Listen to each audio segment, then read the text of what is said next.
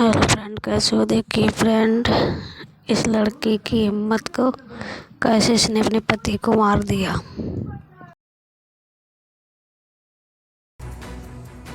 पति को 15 टुकड़ों में काटने वाली मुस्कान। एक गर्दन काटी थी उसकी और जो हथेलियां थी दोनों वो काट के ड्रम में डाल दिया। पति के कटे सिर के साथ प्रेमी के घर सोई पूरी रात। दुनिया इन दोनों की सच्चाई जान चुकी है। इन दोनों की हैवानियत की अब देश भर में चर्चा है।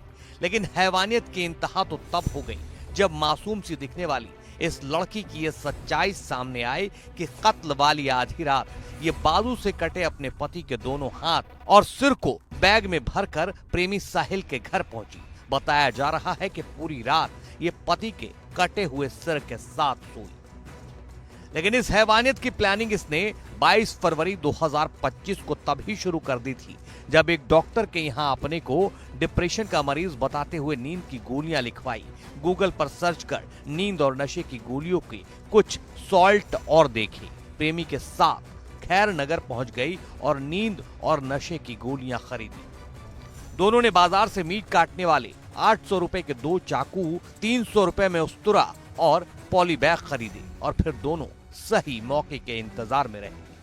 फिर 3 मार्च की तारीख आई जब सौरभ अपनी मां के घर से लौकी के कोफ्ते की सब्जी लाया था। उसने कोफ्ते गर्म करने के लिए मुस्कान को दिए। मुस्कान ने सब्जी में नींद की गोली और नशीली दवाइयां मिला दी। सौरभ के सोने और बेहोश होने के बाद मुस्कान ने अपने प्रेमी साहिल को कॉल करके घर बुला लिया। साहिल घर पहुंचा और दोनों ने मिलकर चाकू से ताबड़तोड़ वार कर सौरभ की हत्या कर दी।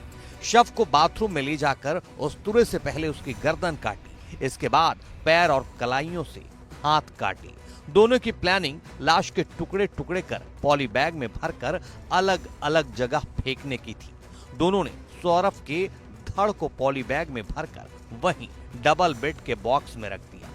कटा हुआ सिर और कलाइयों से कटे हाथ साहिल दूसरे बैग में रखकर अपने घर ले गया। 4 मार्च को उन्हें अपने घर में कमरे में रखा मगर ठिकाने नहीं लगा सका। 24 घंटे तक सौरभ का सिर और हाथ साहिल के घर पर रखे रहे। 5 मार्च को उन्होंने घंटा घर से ड्रम खरीदा और पॉली बैग के रखे धड़ को उसमें डाल दिया। कुछ देर बाद साहिल सिर और हाथ ले आया और उन्हें भी ड्रम में डाल दिए। ऊपर से सीमेंट और डस्ट का घोल कर उसमें भरकर उसे सील कर दिया।